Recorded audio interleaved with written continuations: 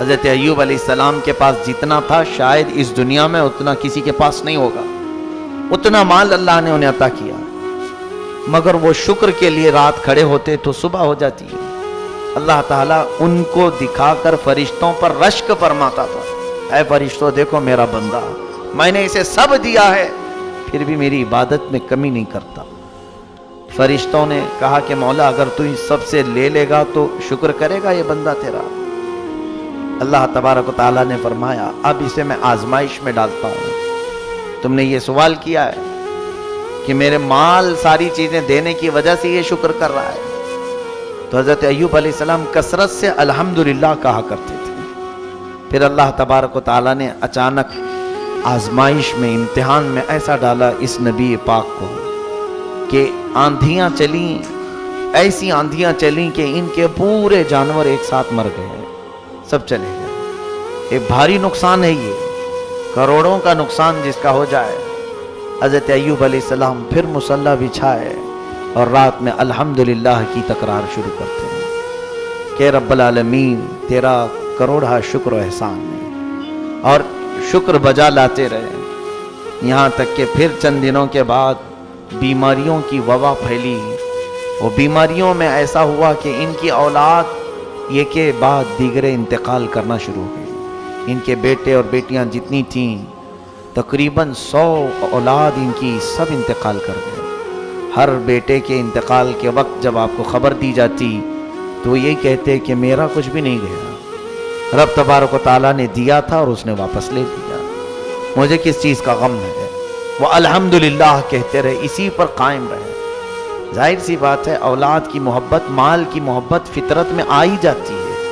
یہ بہت کٹھن مرحلہ ہوتا ہے کہ صبر کر لے جانا، بولنے کے لیے بڑا آسان ہے، بولنا آسان ہے، عمل کر کے دکھانا یہ بہت کٹھن مرحلہ ہے۔ کسی کی جدائی برداشت کرنا یہ سب کے بس کا بات کام نہیں۔ اس کے بعد ان کی یہ اہل خانہ سارے جب دنیا سے رخصت ہو گئے، کچھ بھی باقی نہیں تھا سوائے آپ کے ایک چھوٹے سے گھر کے اور آپ کی ایک وفا شعار بیوی حضرت بی بی رحمت، ان کو جمیلہ بھی کہا گیا ہے۔ حضرت بی بی رحمت آپ کے ساتھ رہیں خدمت کرتے ہوئے، باقی کوئی نہیں تھا۔ حضرت ایوب علیہ السلام پھر چند دنوں کے بعد خود آپ کو علالت بیماری ایسی آئی کہ بخار بڑھتا گیا بڑھتا گیا بڑھتا گیا، اتنا کہ آپ کا جسم بخار سے گل گیا پورا۔ لیکن اس حالت میں بھی آپ بارگاہ رب العزت میں پوری رات کھڑے ہونے کی کوشش کرتے۔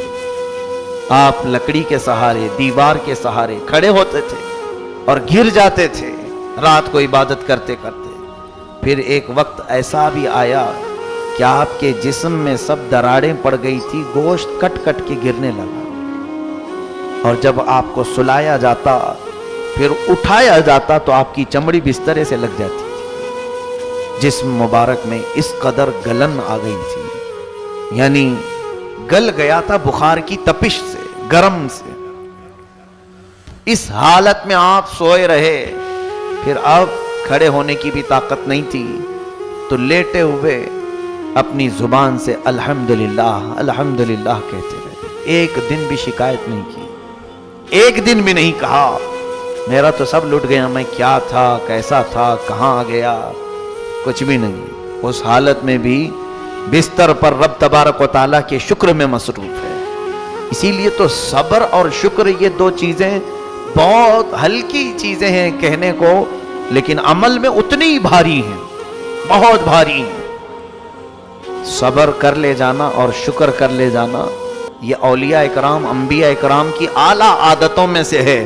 اگر کسی کو لگ گئی یہ عادتیں، سمجھ لو کہ وہ بہت بڑا مقام حاصل کر لیا، بہت بڑا مقام حاصل کیا، ورنہ ہر ایک کے بس کی بات ہے ہی نہیں ہے۔ میرے عزیزو، سیدنا ایوب علیہ السلام اسی حالت میں سوئے رہے۔ پھر ایک وقت ایسا آیا کہ آپ کی زبان کٹ گئی، زبان کٹ گئی جگہ جگہ سے، زبان ہلتی نہیں تھی۔ اس حالت میں بھی ان کی وفا شعار خاتون حضرت بی بی رحمت انہیں چھوڑ کر نہیں گئی۔ اس خاتون کو ہماری عورتیں آئیڈیل بنا لیں، نمونہ بنا لیں۔ آج اگر تمہارا شوہر صحیح سلامت ہے، تمہیں دیکھ رہا ہے، کما رہا ہے، तो उसके आगे पीछे घूम रही हो। जहां उसकी नौकरी छूटी, जहां उसकी सेहत में कमी आई, तुम फौरन शिकायतें शुरू करती हो और फिर कोशिश में ये लगी रहती किसी भी तरह से भाग जाएं छोड़ करके। कुछ नहीं करता है। उसकी सेहतमंदी के दिनों में तो कुछ किया उसने। अगर आज उस पर कोई चीज आफतें आ गई हैं, बारगाह रब्बुल इज्जत में दुआ करो कि मौला इस पर आई हुई बलाएं टाल दे। अल्लाह ताला बीवी की दुआ से शोहर को सही फरमाता है, लेकिन नाशुक्री बीवियों से नहीं।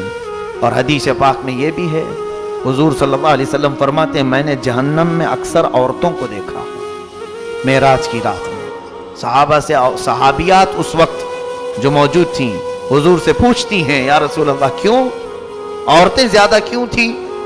अल्लाह के नबी फरमाते यकफुरनल अशीर, कि वो अपने शोहरों की नाशुक्री बहुत करती है, नाशुक्री।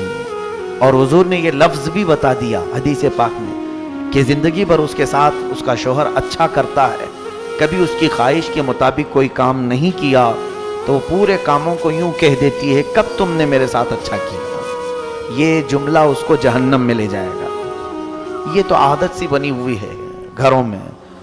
मेरी बहनें, इज्जत माआब खवातीन, इन तमाम चीज़ों से परहेज करो। तुम्हारी जुबान जो इस तरह से बेलगाम है आज, ये दोज़ख में जाने का सबब बन सकती है। अपने शोहर के मुतालिक अल्लाह ताला ने जब ये तुम्हारा जोड़ा लिख दिया है, सब्र कर ले जाओ, बहुत बड़ा तुम्हारे लिए अज्र है। जाहिर सी बात है, आज तुम्हारा शोहर जैसा भी होगा, फिरौन तो नहीं होगा, फिरौन तो नहीं होगा। फिरौन हजरत आसिया को सुलाता था और उनके हथेलियों में मेख मारता था, कीलें ठोकता था, और फिर उनके सर की चोटी के बाल से छत को लटका देता था। दिन भर वो बालों से लटकी रहती थी। इस कदर जुल्म करता था सैयदा आसिया पर, किस लिए कि वो हजरत मूसा अलैहिस्सलाम पर ईमान लाई थी, और इसी हालत में उनको शहीद कर दिया उसने, मार करके टुकड़े करके शहीद किया सैयदा बीबी आसिया रज़ियल्लाहु ताला ने। लेकिन मेरे आका सल्लल्लाहु अलैहि वसल्लम फरमाते हैं, आसिया को मैंने जन्नत के सबसे बुलंद मकाम में देखा। और फिर इतना ही नहीं, बल्कि हुजूर सल्लल्लाहु अलैहि वसल्लम फरमाते हैं, मैं मेराज की शब जिब्राइल के साथ जा रहा था, एक जगह से तेज खुशबू आई। पूछा, जिब्राइल ये किस चीज की खुशबू है?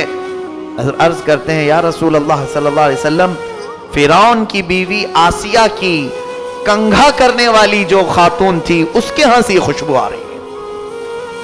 उसके हजरत आसिया के बालों में जो कंघा करने वाली खादिमा थी, यह उसकी कब्र की खुशबू है। फिर हजरत आसिया का हाल क्या होगा?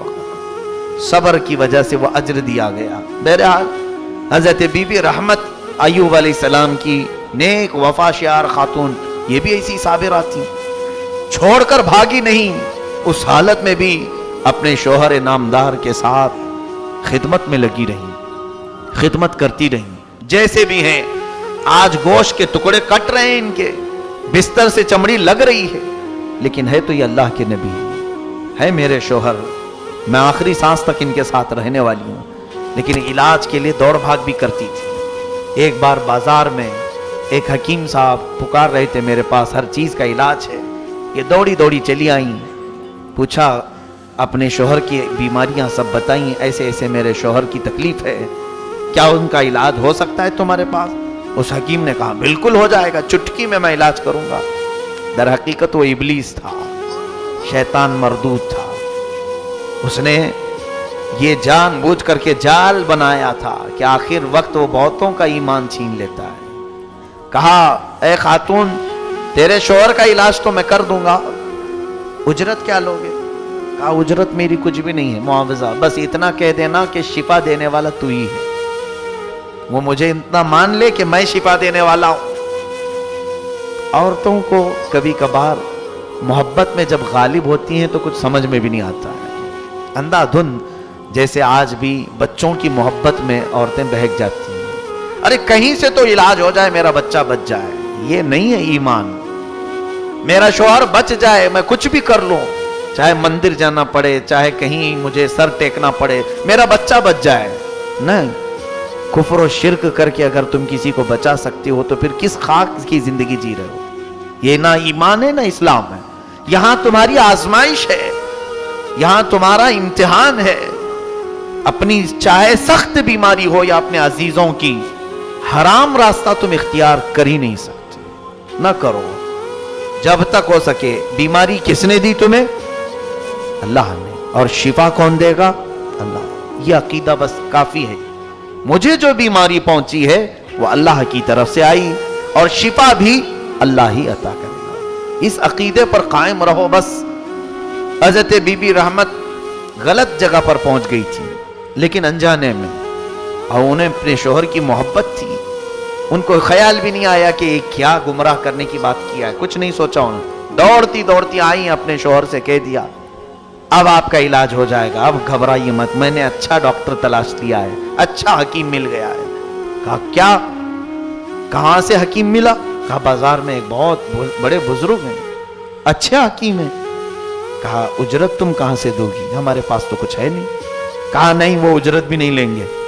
انہوں نے اتنا ہی کہا ہے کہ بیماری صحیح ہونے کے بعد آپ اتنا کہہ دیں کہ شفا دینے والا تو ہے. جلال میں آ گئے ایوب علیہ السلام بیماری کے عالم میں. کہا اے جمیلہ تم کسی حکیم کے پاس نہیں، ابلیس لعین کے پاس گئی تھی. اللہ کی قسم سنو، ایوب علیہ السلام قسم کھاتے ہیں، اللہ کی قسم اگر میں صحیح ہو گیا تو تجھے 100 کوڑے ماروں گا. بیماری میں ایک ہی عورت ساتھ رہی ہے، کوئی نہیں ہے. اس کے باوجود یہ ایمان کی اعلیٰ مثال اگر کہیں ملتی ہے تو نبیوں کے دربار میں. انہوں کو کسی سے کوئی پرواہ نہیں کہ یہ چھوڑے گا وہ چھوڑے گا، مجھے کچھ نہیں. مخلوق سے ان کی کوئی پرواہ ہی نہیں ہوتی. وہ نبی اللہ تھے، اللہ کے نبی تھے. ان کا عقیدہ تو اپنے رب کے ساتھ بڑا مضبوط تھا. جاتا ہے کوئی تو جائے، میرا مولا مجھے پرورش کرے گا. بی بی رحمت کو آپ نے قسم کھا کر کے کہا، تب بھی وہ بھاگ کر کے نہیں گئیں. ایک تو بیماری میں تمہارا اچھا کرنے گئی اور الٹا تم مجھے مارنے کی بات کر رہے ہو، اور وہ بھی قسم کھا لیا کہ مجھے 100 کوڑے مارو گے. اگر اس زمانے میں کسی خاتون کو کہہ دیں تو وہ پورا بکھیڑا کھڑا کر دیں، ہمیں کھلا چاہیے، طلاق چاہیے، مجلس بٹھاؤ، میٹنگ بٹھاؤ، بہت سارے معاملہ. یہاں پر ایک چیز سیکھنے کو ملتی ہے کہ اگر ایمان میں مرد مضبوط ہو، اپنی عورتوں کے متعلق یہ کہہ دے چاہے ہمارے گھر میں کچھ بھی ہو جائے، غلط راستے کے ذریعے سے کوئی چیز ہمارے گھر نہ پہنچے گی. بس اس پر آپ قائم رہیں، دیکھیں پھر آپ کی اولاد بھی، آپ کا گھرانہ بھی اس طرح سے چلے گا کہ اللہ تبارک و تعالیٰ سارے صالحین آپ کی نسل میں پیدا فرمائے گا. لیکن ہم مجبوریوں کے عالم میں یہ سوچ لیتے ہیں کہیں سے بھی آ رہا ہے چلا لو. یار آج غربت ہے، تنگی ہے، کہیں حرام کا آ رہا ہے چلا لو. بہت سارے لوگوں کے گھر اس طرح سے تباہ و برباد ہو گئے. یاد رکھنا، کبھی تم مالدار تھے، بڑے پیسے والے تھے، جیب میں ہمیشہ مال بھرا رہتا تھا، اچانک ایسی بندش لگ گئی کہ اب کچھ بھی نہیں آتا، خال خال پھر رہے ہیں. ایسے حالت میں تمہارا امتحان چل رہا ہوتا ہے.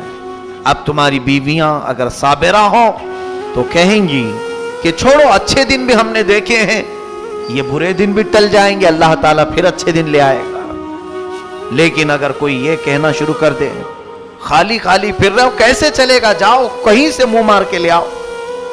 پھر اگر وہ منہ مارنے کی بات آئے تو کسی کو دھوکہ دے، کسی کو ٹوپی پہنائے، کسی کو جھوٹ بولے، کہیں سے سود سے حاصل کرے، چوری سے حاصل کرے، ڈکیتی سے حاصل کرے. مال آیا تو یہاں دو کی ذمہ داری ہے. اگر بیوی گھر میں لے آئی تو شوہر کی ذمہ داری ہے پوچھے کہ کہاں سے آیا، پوچھے نہیں، ارے کہیں سے تو لے کے آ رہی ہے، کچھ تو کر کے لا رہی ہے، گھر چل رہا ہے نا. اور اگر شوہر لا رہا ہے ایسے تنگ دستی کے دنوں میں تو عورت کی ذمہ داری ہے پوچھے کیا میاں آپ کو کام لگ گیا، حلال ذریعے سے مال آ گیا آپ کے پاس. کیونکہ یہ وقت، یہ سچویشن ایک دوسرے کا مدد کا ہوتا ہے، تعاون کا ہوتا ہے. جب غربت اور تنگ دستی ہمارے اوپر چھا جائے، کہیں سے آمدنی کے ذرائع نہیں نظر آ رہے ہیں، تو اس وقت دونوں کی ذمہ داری ہوتی ہے ایک دوسرے کا تعاون کریں اور پھر جانچ پڑتال بھی کرتے رہیں. اتنے دن سے تو سوکھا سوکھا تھا، اب کہاں سے آ گیا، کہیں کوئی غلط راستے سے تو نہیں آیا. کیونکہ اچھے دنوں میں غلط راستے پر جانے کے چانسز کم ہوتے ہیں، गुर्बत और तंग दस्ती में गलत रास्ते पर जाने के बहुत चांसेस होते हैं। चोर अक्सर माल से परेशान होकर के करते हैं, जिस्म का धंधा करने वाले गुर्बत से तंग आकर के करते हैं, डकैती करने वाले, अपना जिस्म बेचने वाले, ये तमाम जो गुनाह आज मंजर आम पर आते हैं, इसके पीछे अगर कोई सबब होता है तो वो तंगदस्ती है, गरीबी, पेट, भूख इन्हें ले आती है। बहुत सारे कामों में कई ऐसे मुसलमान बच्चियां और मुसलमान